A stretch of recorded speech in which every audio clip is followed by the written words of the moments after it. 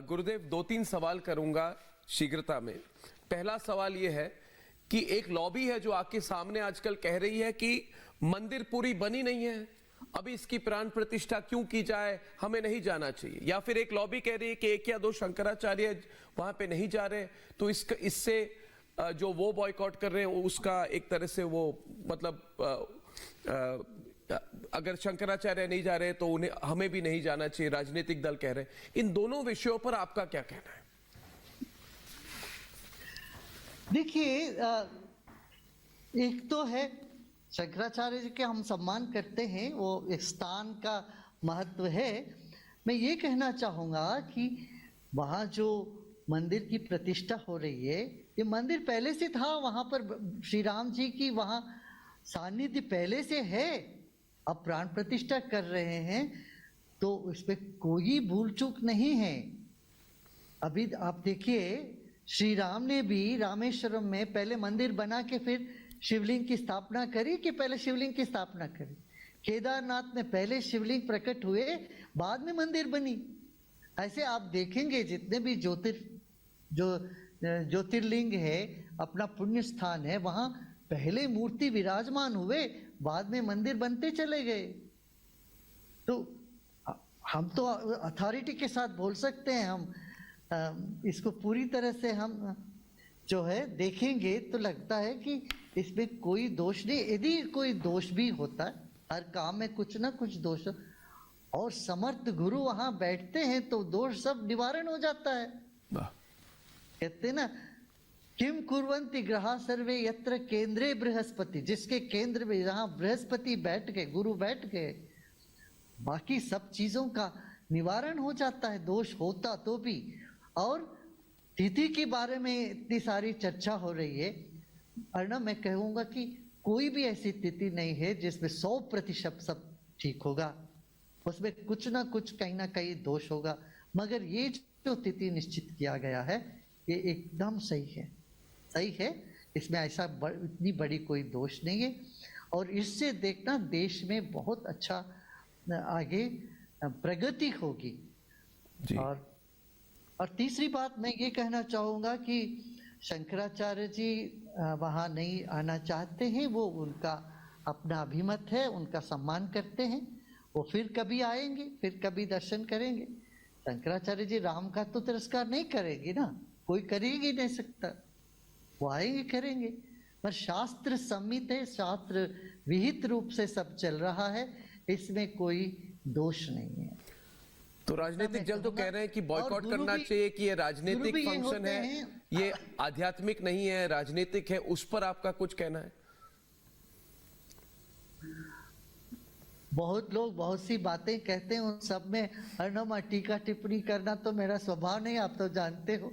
मैं ये कहूँगा कि हमारे में सामर्थ्य है तो हम वहाँ का कोई भी दोष है वो निवारण कर सकते हैं, और समर्थ गुरु है हम तो। नहीं तो वो जो है, ये सब प्राण प्रतिष्ठा मुहूर्त में ये दोष है, वो दोष है, ये सब कहते सबको और डराने की कोई आवश्यकता नहीं है। जी गुरुदेव, आपने ये जो बात कही ये बहुत लोगों तक जाएगी, तो बहुत बहुत धन्यवाद। बहुत बड़ी बात आपने कही है, बहुत बहुत धन्यवाद, बहुत बहुत धन्यवाद। और वहीं राम मंदिर प्राण प्रतिष्ठा को लेकर के लोक गायिका मालिनी अवस्थी ने रिपब्लिक भारत से खास बातचीत में क्या कुछ कहा है, आपको सुनवाते हैं। और इस वक्त हमारे साथ में बहुत ही खास मेहमान, लोक गायिका, आप सभी को परिचय की जरूरत नहीं है, लेकिन हमारे साथ में मालिनी अवस्थी जी मौजूद हैं। बहुत बहुत स्वागत है मैम। आपके चेहरे पर जो खुशी हमें देखने को मिल रही है राम के आने की, पूरी अयोध्या में इस वक्त सिर्फ राम के गीत हैं, और आप अयोध्या की आज नगरी में हैं। अमृत महोत्सव में पहली प्रस्तुति आपकी होने वाली है, क्या महसूस कर रही हैं?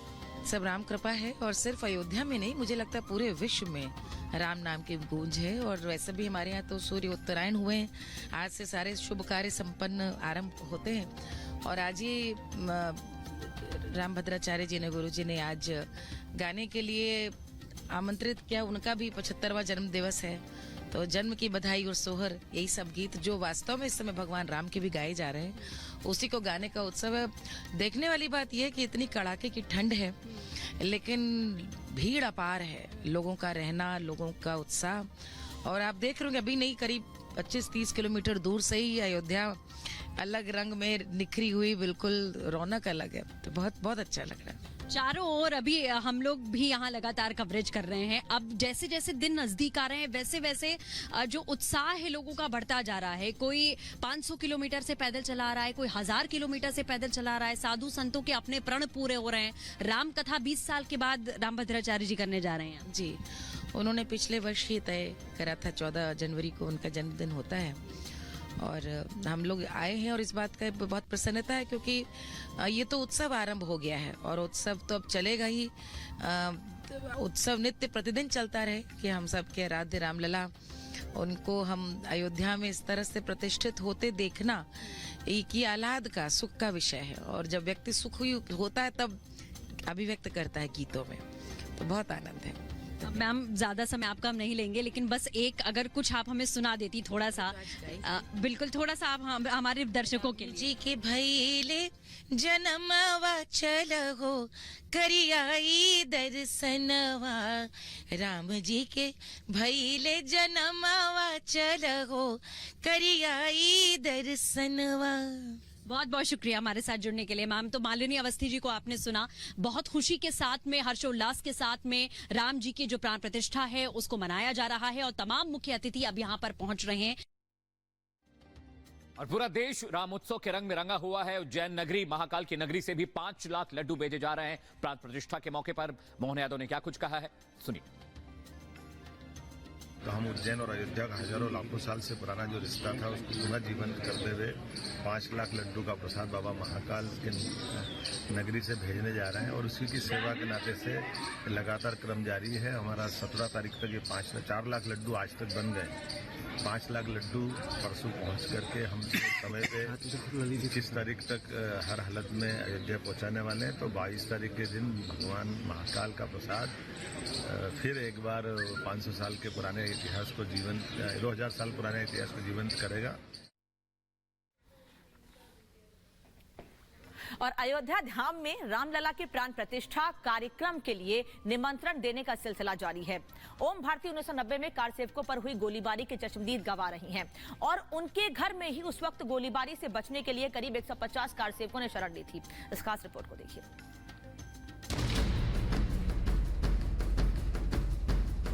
बहुत ही जो है ऋणिया है एक तरह से योगी मोदी। जब संत आते हैं तो राम राज्य आता, बस मिलते जाते। विश्वामित्र आए तो राम राज्य लाए।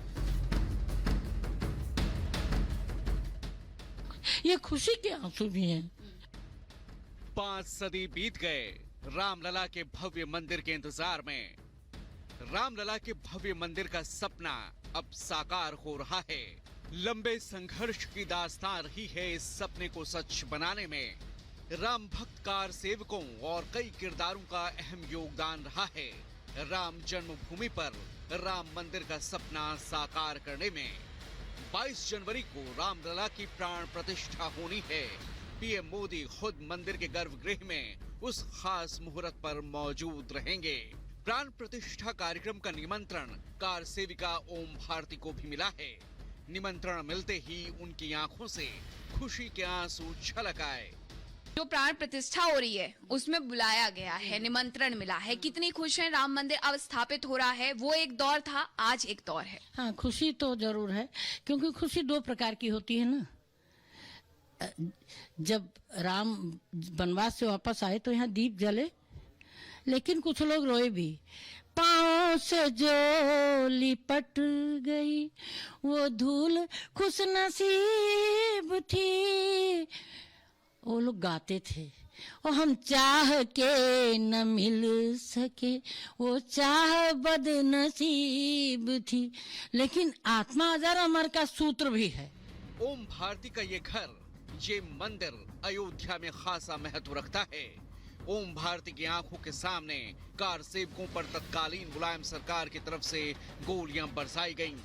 पुलिस की गोलीबारी से जान बचाने के लिए बड़ी संख्या में कार सेवकों ने ओम भारती के घर का रुख किया था। वीएचपी के तत्कालीन अंतर्राष्ट्रीय अध्यक्ष अशोक सिंघल, कोठारी बंधुओं समेत करीब 150 कार्यकर्ताओं ने ओम भारती के घर में ही अलग अलग ठिकानों पर शरण ली थी। अपनी जान बचाने की कोशिश की थी। ओम भारती ने कार सेवकों को शरण देने के लिए अपने मंदिर के दरवाजे खोल दिए थे। मंदिर के बगल में ही एक गली है जहां राम और शरद कोठारी को गोली मार दी गई थी, जिसमें वो शहीद हो गए।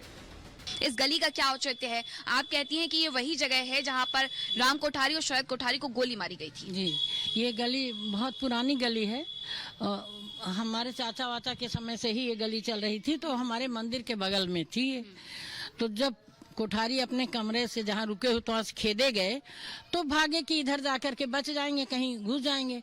तो घर तो सबके घर पे पुलिस थी, तो दरवाजा खोलते ही गोली चल जाती, तो कौन खोले। और उधर वहाँ पुलिस खड़ी भी थी और पैक भी है, तो भाग नहीं पाए, ज्यादा चल भी नहीं, वहां तक जा ही नहीं पाए। उनको तो गोली यहीं लग गई, एक भाई यहाँ गिरा, एक यहाँ गिरा, और यहाँ भी लाशें तमाम। फिर तड़ते चली, कितने मरे। ओम प्रकाश बचा था इन लाशों में से जिंदा। वो दौर अलग था और कार सेवकों का जज्बा अलग था। सुनिए ओम भारती की जुबानी उस दौर की आंखों देखी कहानी।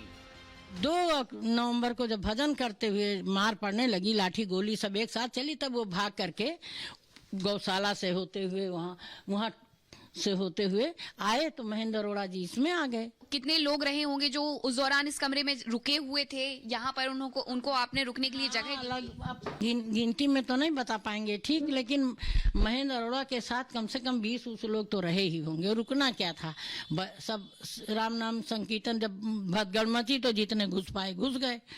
अब फोर्स देख चुकी थी, आंगन से छत दिखती थी, छत पर तो थी, बस फोर्स ऊपर से दरवाजे तोड़ते हुए आई, पहले इसी कमरे पे अटैक किया। पब्लिक भारत वो कमरा भी दिखाता है जहां 1990 के दौरान जब गोलियां चल रही थी, ओम श्री भारती शुक्ला जी ने यहाँ पर कई लोगों को शरण दी थी, जिसमें से एक थे वीएचपी के अशोक सिंघल जी वो यहाँ पर रुके हुए थे। वो एक कमरे के अंदर दूसरा कमरा है और यहाँ पर वो 30 तारीख को यहाँ रुकते हैं, और इस तरीके से कहीं ना कहीं कार सेवकों को जो निशाना बनाया जा रहा था वो उसमें शिकार नहीं होते हैं, इस तरीके से रुक करके अपनी जान बचाते हैं।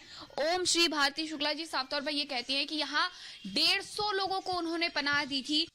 ओम भारती के मंदिर को लूटा गया, मंदिर से सोने चांदी के सिक्के भी निकाल लिए गए। वो दौर संघर्ष का था, वो दौर रामलला के लिए कुछ करने का था।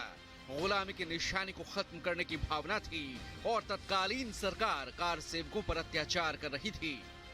इस फर्श पे भी चांदी के सिक्के लगे हुए थे। मंदिर में तोड़फोड़ करने के साथ लूटपाट भी की गई। लूटपाट भी किया, सारे ग्रंथ बूट से फाड़ दिए। प्राचीन हस्तलेख थे, भागवत दक्षिणा में मिला करती थी, तो बाबा जी भागवत हस्तलेख किसने फाड़े थे? लेकिन ये ग्रंथ फोर्स वालों ने, ईर्षा बस। हमारे धार्मिक ग्रंथ थे ना, इसी से ये बात पता लगी। मुन्नन खां के आदमी थे, वर्दी में थे, क्योंकि फोर्स इतनी क्रूरता नहीं करती। और फिर जैसे पत्रकार को देखा तो फोर्स क्यों भागेगी? जब हम सरकारी आदेश से करें क्यों भाग गए, कहाँ चले गए? फिर एक भी नहीं दिखे।